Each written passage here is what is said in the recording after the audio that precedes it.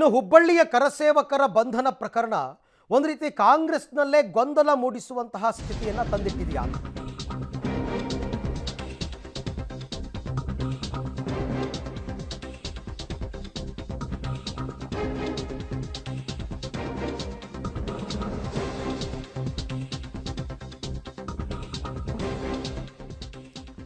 Okay, ಕಾಂಗ್ರೆಸ್ನಲ್ಲಿ ಗೊಂದಲ ಸೃಷ್ಟಿಸಿದೆ ಹುಬ್ಬಳ್ಳಿ ಕರಸೇವಕರ ಬಂಧನ ಪ್ರಕರಣ.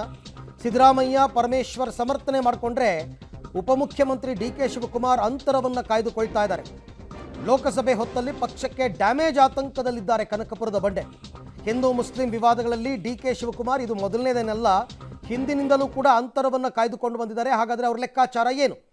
ರಾಜ್ಯ ನಾಯಕರಲ್ಲೇ ದ್ವಂದ್ವ, ಭಿನ್ನಾಭಿಪ್ರಾಯ, ಇದು ಕ್ಯಾಬಿನೆಟ್ ಸಭೆಯಲ್ಲಿ ಕೂಡ ಸದ್ದು ಮಾಡುತ್ತಾ ಅಂತಕ್ಕಂಥ ಪ್ರಶ್ನೆ ಸಹಜವಾಗಿ ಮೂಡ್ತಾ ಇದೆ. ನಾಳೆ ಕ್ಯಾಬಿನೆಟ್ ಕೂಡ ಇದೆ, ನೋಡೋಣ ಇದು ಯಾವ ರೀತಿ ಆಗುತ್ತೆ. ಬಟ್ ಡಿ.ಕೆ. ಶಿವಕುಮಾರ್ ಅವ್ರದ್ದು ಮಾತ್ರ ತುಂಬ ಒಂದು ರೀತಿಯಲ್ಲಿ ಆಶ್ಚರ್ಯ ಪಡುವ ರೀತಿಯಲ್ಲಿ ಅವರು ನಡ್ಕೋತಾ ಇದ್ದಾರೆ.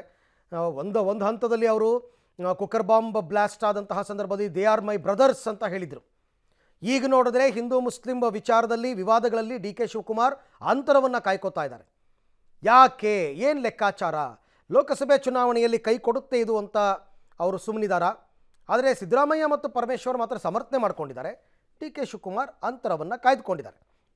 ಇದು ಮೊದಲನೇದೇನಲ್ಲ. ಡಿ.ಕೆ. ಶಿವಕುಮಾರ್ ಅಂತರ ಕಾಯ್ದುಕೊಂಡಿರ್ತಕ್ಕಂಥ ಪ್ರಕರಣ ಇದು ಮೊದಲನೇದೇನಲ್ಲ.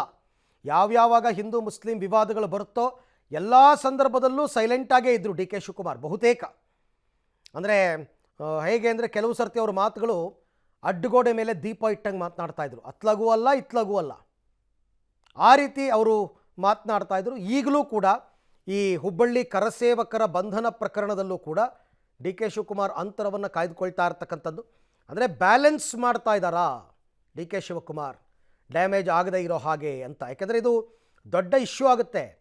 ರಾಮ ಮಂದಿರ ಉದ್ಘಾಟನೆಗೊಳ್ಳುತ್ತಿರುವ ಈ ತಿಂಗಳಲ್ಲೇ ಇವರು 31 ವರ್ಷದ ಹಿಂದಿನ ಕೇಸನ್ನು ಕೆದಕಿದ್ದಾರೆ ಅಂತಂದರೆ ಉದ್ದೇಶಪೂರ್ವಕವಾಗಿ ಇವರು ಈ ಕೆಲಸವನ್ನು ಮಾಡ್ತಾ ಇದ್ದಾರೆ ಅಂತ ಜನರು ಅಂದ್ಕೊಂಬಿಟ್ಟಿದ್ದಾರೆ. ಆಲ್ರೆಡಿ ಬೇಕು ಅಂತಲೇ ಕೆದಕಿದ್ದಾರೆ ಇವರು ಅಂತ ಅವ್ರು ಎಷ್ಟೇ ಸಮರ್ಥನೆ ಕೊಟ್ಕೋಬೋದು. ಹಾಗಾಗಿ ಡಿ.ಕೆ. ಶಿವಕುಮಾರ್ ಈ ವಿಚಾರದಲ್ಲಿ ಅಂತರ ಕಾಯ್ದುಕೊಳ್ತಾ ಇದ್ದಾರೆ ಅಂತ ಮೇಲ್ನೋಟಕ್ಕೆ ಗೊತ್ತಾಗ್ತಾ ಇದೆ. ಜನರು ಕೂಡ ಇದನ್ನೇ ಮಾತಾಡ್ಕೋತಾ ಇದ್ದಾರೆ. ಆ ಭಾಗದ ಜನರಂತೂ ಅವ್ರ ಬಾಯಲ್ಲಿ ಬರ್ತಿರೋದೆಲ್ಲ ಇದೇನೆ ಬಹುತೇಕ. ಇವರಿಗೆ ರಾಮ ಮಂದಿರ ನಿರ್ಮಾಣ ಆಗಿರೋದನ್ನ ಸಹಿಸ್ಕೊಳ್ಳೋಕ್ಕಾಗ್ತಾ ಇಲ್ಲ. ಹಾಗಾಗಿ ಯಾವುದಾದ್ರೂ ಒಂದು ರೀತಿಯಲ್ಲಿ ಕಿರಿಕ್ ತೆಗಿತಾ ಇದ್ದಾರೆ. 31 ವರ್ಷದ ಹಿಂದಿನ ಪ್ರಕರಣವನ್ನು ರಿಓಪನ್ ಮಾಡಿಸಿದ್ದಾರೆ ಬೇಕು ಅಂತ. ಆದರೆ ಡಿ.ಜೆ. ಹಳ್ಳಿ, ಕೆ.ಜೆ. ಹಳ್ಳಿ ಗಲಭೆಕೋರರ ಕೇಸನ್ನು ವಾಪಸ್ ತಗೋತಾರೆ. ಮತ್ತೊಂದು ಕಡೆ ರಾಮ ಮಂದಿರಕ್ಕೋಸ್ಕರ ಹೋರಾಡಿದವ್ರ ಮೇಲೆ ಬಂಧನದ ಬಲೆಯನ್ನು ಬೀಸ್ತಾರೆ. ಇದು ಯಾವ ನ್ಯಾಯ? ಕೇಳ್ತಾ ಇರ್ತಕ್ಕಂಥ ಪ್ರಶ್ನೆ. ಅವ್ರು 1000 ಸಮರ್ಥನೆ ಕೊಟ್ಕೋಬೋದು ಸರ್ಕಾರದ ಪರವಾಗಿ. ತಪ್ಪು ಮಾಡಿದವ್ರನ್ನ ಸುಮ್ಮನೆ ಬಿಡಬೇಕಾ ಅಂತ ಸಿದ್ದರಾಮಯ್ಯ ಅಂದರು. ಡಿ.ಜೆ. ಹಳ್ಳಿ, ಕೆ.ಜೆ. ಹಳ್ಳಿನಲ್ಲಿ ತಪ್ಪು ಮಾಡಿದವ್ರನ್ನ ಸುಮ್ಮನೆ ಬಿಟ್ಟಿದ್ದೀರಾ? ಅದನ್ನು ಯಾರೂ ಕೇಳ್ತಾ ಇಲ್ಲ. ಲೆಟರ್ ಬರೀತಾರೆ ಡಿ.ಕೆ. ಶಿವಕುಮಾರ್, ಕೇಸ್ಗಳನ್ನ ವಾಪಸ್ ತಗೊಳ್ಳಿ, ಅಮಾಯಕ ಮುಗ್ಧರನ್ನ ಬಿಡಿ ಅಂತ. ಎಷ್ಟು ಡಬಲ್ ಸ್ಟ್ಯಾಂಡರ್ಡ್ ರಾಜ್ಯ ಸರ್ಕಾರದ್ದು. ಮುಖ್ಯಮಂತ್ರಿಯದ್ದೊಂದು ನಿಲುವು, ಉಪಮುಖ್ಯಮಂತ್ರಿಯದ್ದು ಒಂದು ನಿಲುವು. ಅವರೊಂದು ಕಡೆ, ಇವರೊಂದು ಕಡೆ. ನೋಡಿ, ಅಲ್ಪಸಂಖ್ಯಾತರಿಗೆ 10,000 ಕೋಟಿ ಕೊಡ್ತೀನಿ ಅಂತ ಸಿದ್ದರಾಮಯ್ಯನವರು ಇತ್ತೀಚೆಗೆ ಒಂದು ಹೇಳಿಕೆ ಕೊಟ್ಟಿದ್ದಾರಲ್ಲ, ಅದರಲ್ಲಿ ಡಿ.ಕೆ. ಶಿವಕುಮಾರ್ ಅಂತರ ಕಾಯ್ದುಕೊಂಡ್ಬಿಟ್ರು. ಅದ್ರ ಬಗ್ಗೆ ಮಾತೇ ಆಡಲಿಲ್ಲ. ಮುಖ್ಯಮಂತ್ರಿಗಳ ಹೇಳಿಕೆಯನ್ನು ಸಮರ್ಥನೆ ಮಾಡಿಕೊಳ್ಳೂ ಇಲ್ಲ, ವಿರೋಧಿಸಲೂ ಇಲ್ಲ. ಇನ್ನು ಸಿದ್ದರಾಮಯ್ಯ ಹಿಜಾಬ್ ವಾಪಸ್ ಪಡಿತೀವಿ ಅಂತ ಹೇಳಿಕೆ ಕೊಟ್ಟರಲ್ಲ, ಹಿಜಾಬ್ ನಿಷೇಧ, ಅದ್ರ ಬಗ್ಗೆನೂ ಡಿ.ಕೆ. ಶಿವಕುಮಾರ್ ಸೊಲ್ಲೆತ್ತಲಿಲ್ಲ. ಸಚಿವ ಜಮೀರ್ ಮುಸ್ಲಿಂ ಸ್ಪೀಕರ್ಗೆ BJP ನಮನ ಅಂತ ಒಂದು ಹೇಳಿಕೆ ಕೊಟ್ಟರಲ್ಲ ತೆಲಂಗಾಣದಲ್ಲಿ, ಅದ್ರ ಬಗ್ಗೆನೂ ಕ್ಲಾರಿಟಿ ಇಲ್ಲ. ಸೆಷನ್ನಲ್ಲಿ ದೊಡ್ಡ ಗಲಾಟೆ ಆಯ್ತಿದ್ದು, ಅವಾಗಲೂ ಡಿ.ಕೆ. ಶಿವಕುಮಾರ್ ಸೈಲೆಂಟ್. ಮೈಸೂರು ವಿಮಾನ ನಿಲ್ದಾಣಕ್ಕೆ ಟಿಪ್ಪು ಹೆಸರು ಪ್ರಸ್ತಾಪ ಆಯ್ತಲ್ಲ, ಆಗಲೂ ಡಿ.ಕೆ. Shivakumar full silent. ಈಗ ಹುಬ್ಬಳ್ಳಿ ಕರಸೇವಕರ ಬಂಧನ ಪ್ರಕರಣ, ಇದರಲ್ಲೂ ಮೌನ. ಡಿ.ಕೆ. ಶಿವಕುಮಾರ್ ಪಾಪ ಒಂದು ಕಡೆ KPCC ಅಧ್ಯಕ್ಷರು ಹೌದು, ಉಪಮುಖ್ಯಮಂತ್ರಿಗಳೂ ಹೌದು, ಪಕ್ಷದ ಕೆಲಸನೂ ನೋಡ್ಕೋಬೇಕು, ಸರ್ಕಾರದ ಕೆಲಸನೂ ನೋಡ್ಕೋಬೇಕು, ಪಕ್ಷಕ್ಕೂ ಡ್ಯಾಮೇಜ್ ಆಗಬಾರ್ದು, ಸರ್ಕಾರಕ್ಕೂ ಡ್ಯಾಮೇಜ್ ಆಗಬಾರ್ದು ಅಂತ ತುಂಬ ಬ್ಯಾಲೆನ್ಸ್ ಮಾಡ್ತಾ ಇದ್ದಾರೆ. ಅಪರಾಧಿನೇ ಯಾವಾಗ್ಲೂ ಟೈಮ್ ಆಗ್ಬಿಟ್ಟ ತಕ್ಷಣ ಅಪರಾಧ ಹೋಗ್ಬಿಡ್ತದ. ಅಪರಾಧಿಗಳನ್ನು ಬೆಂಬಲ ಕೊಡ್ತಾ ಇದಾರಲ್ಲ ಅವ್ರು ನೀಚತನ. ಆಯ್ತು ಈಗ ಮಾಡಿದ್ರಿ ಅಂತ ತಪ್ಪೇನು, ಈಗ ಮಾಡಿರೋದು ವಿಳಂಬ ಆಗಿರೋದೇ ನಿಜ. ಈಗ ಮಾಡಬಾರ್ದು ಅಂತ ಇದೆಯಾ? ಪ್ರಹ್ಲಾದ್ ಜೋಶಿ ಅವ್ರೇನ್ ಲೀಗಲ್ ಎಕ್ಸ್ಪರ್ಟ್ ಏನ್ರಿ? ಅವರೇ ಕೋರ್ಟ. ಪ್ರಹ್ಲಾದ್ ಜೋಶಿ ಹೇಳೋದನ್ನೇ ವೇದವಾಕ್ಯ ಅಂತಂದ್ರೆ ಹೆಂಗೆ? ಎಲ್ಲಾ ಕೇಸ್ಗಳನ್ನು ಕೂಡ 32 ಕೇಸ್ಗಳು ಮಾಡುವಾಗ ಅದನ್ನು ಮಾಡಿದ್ದಾರೆ. ಅಷ್ಟು ಬಿಟ್ರೆ ಅದಕ್ಕೆ ಇನ್ನೇನಾದ್ರೂ ಅರ್ಥ ಅದನ್ನ ಕಲ್ಪಿಸೋದು ಅಗತ್ಯ ಇಲ್ಲ ಅಂತ ನೆನ್ನೆನೂ ಹೇಳಿದ್ದೀನಿ, ಈಗಲೂ ಹೇಳ್ತೀನಿ. ಏನ್ರಿ ಅದು ಕೋಇನ್ಸಿಡೆನ್ಸ್ ಆಗಿದೆ, ನಾನು ಯಾಕೆ ಅವಕಾಶ ಮಾಡ್ಬೋದು? ಕಾನೂನು ರೀ, ನೆಲದ ಕಾನೂನು ಇದು. ಅದನ್ನ ನೀವು ಯಾಕೆ ಅದನ್ನ ಆ ರೀತಿ ತಿಳ್ಕೊಳ್ತೀರಾ? ಇದಕ್ಕೆ ಯಾವ ರಾಜಕೀಯ ಬಣ್ಣ ಬೇಡ. ಅದು ಕಾನೂನು ಏನು ಕ್ರಮ ಮಾಡುತ್ತೋ ಕಾನೂನು ಪ್ರಕಾರ ಏನಾಗುತ್ತೋ ಆಗತ್ತೆ.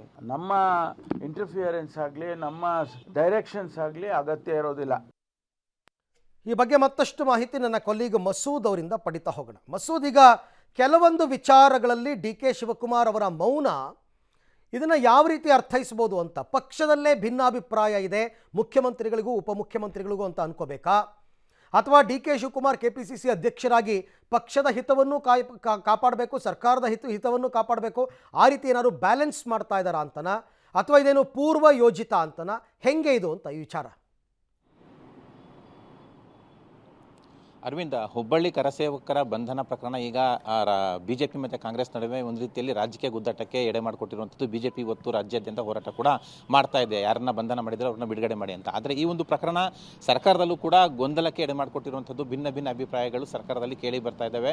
ಒಂದು ಕಡೆ ಮುಖ್ಯಮಂತ್ರಿಗಳು ಮತ್ತು ಗೃಹ ಸಚಿವರು ಕೋರ್ಟ್ ಆದೇಶ ಇತ್ತು ಹಳೆ ಕೇಸ್ಗಳನ್ನ ವಿಲೇವಾರಿ ಮಾಡಬೇಕು ಅಂತ, ಹಾಗಾಗಿ ಆ ಪ್ರಕ್ರಿಯೆ ನಡೀತಾ ಇದೆ. ಇದರಲ್ಲಿ ರಾಮ ಮಂದಿರ ಟಚ್ ಕೊಡೋದು, ವಿವಾದದ ಟಚ್ ಕೊಡೋದು ಬೇಡ, ಅಗತ್ಯ ಇಲ್ಲ ಅನ್ನುವಂಥ ಹೇಳಿಕೆ ಕೊಡ್ತವ್ರೆ. ಆದರೆ ಉಪಮುಖ್ಯಮಂತ್ರಿ ಆಗಿರುವಂತಹ DKC ಅವರು ಈ ವಿಚಾರದಿಂದ ಅಂತರ ಕಾಯ್ದುಕೊಂಡಿದ್ದಾರೆ.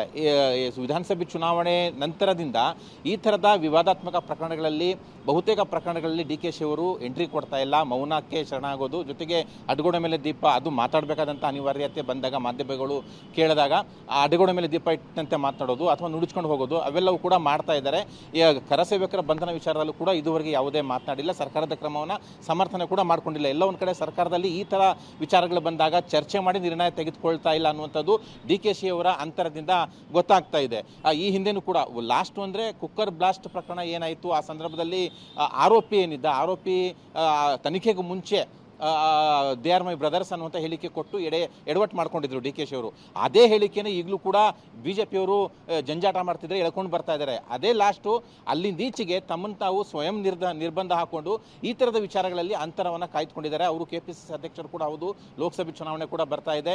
ಆ ಹಿನ್ನೆಲೆಯಲ್ಲೇ ಪಕ್ಷಕ್ಕೆ ಡ್ಯಾಮೇಜ್ ಆಗಬಾರ್ದು ನನ್ನಿಂದ ಕನಿಷ್ಠ ಮಟ್ಟಕ್ಕೆ ಅನ್ನುವಂತಹ ಒಂದು ತಿಳುವಳಿಕೆ, ಜೊತೆಗೆ ಈ ಒಂದು ವಿಚಾರಗಳಲ್ಲಿ ಅವ್ರಿಗೆ ವೈಯಕ್ತಿಕವಾಗಿಯೂ ಕೂಡ ಬಿಜೆಪಿ ಟಾರ್ಗೆಟ್ ಮಾಡಿ ಒಂದು ರೀತಿಯಲ್ಲಿ ಬಾಣಗಳನ್ನ ಪ್ರಯೋಗ ಮಾಡುತ್ತೆ. ಆ ಹಿನ್ನೆಲೆಯಲ್ಲೇ ಅದೆಲ್ಲವೂ ಕೂಡ ಜಂಜಾಟ ಬೇಡ ಅನ್ನುವಂಥ ತೀರ್ಮಾನಕ್ಕೆ ಬಂದಿದ್ದಾರೆ. ಪಕ್ಷಕ್ಕೆ ಡ್ಯಾಮೇಜ್ ಕೂಡ ಆಗುತ್ತೆ ಅನ್ನುವಂತಹ ಒಂದು ಪ್ರಜ್ಞೆ. ಇದೇ ಪ್ರಕರಣಗಳಲ್ಲಿ ಈ ಹಿಂದೆ ಕೂಡ ಜಮೀರ್ ಅವರ ಹೇಳಿಕೆ ಕಾರಣಕ್ಕಾಗಿಯೂ ಕೂಡ ಯಾವುದೇ ಒಂದು ಹೇಳಿಕೆ ಕೊಡಲಿಲ್ಲ. ಬಿಜೆಪಿ ಅವರು ಸೆಷನ್ನಲ್ಲಿ ಅಷ್ಟೆಲ್ಲ ಗಲಾಟೆ ಮಾಡಿದ್ರು ಕೂಡ DKC ಅವರು ಕಾಣಿಸ್ಕೊಳ್ಳಿಲ್ಲ. ಹೀಗೆ ಪ್ರತಿ ಪ್ರಕರಣಗಳಲ್ಲೂ ಕೂಡ DKC ಅವರು ಅಂತರ ಕಾಯ್ದುಕೊಂಡು ಹೋಗ್ತಾ ಇದ್ದಾರೆ. ಸರ್ಕಾರದಿಂದ ಹೊರಗಡೆ ಇದ್ದೀನೇನೋ ಅನ್ನುವಂಥ ಭಾವನೆಯನ್ನು ಬೇರೆಯವರಿಗೂ ಕೂಡ ಮೂಡಿಸ್ತಾ ಇದ್ದಾರೆ. Aravind, okay, thank you Masood. ತಮ್ಮ ಎಲ್ಲ ಮಾಹಿತಿಗಾಗಿ ಧನ್ಯವಾದ.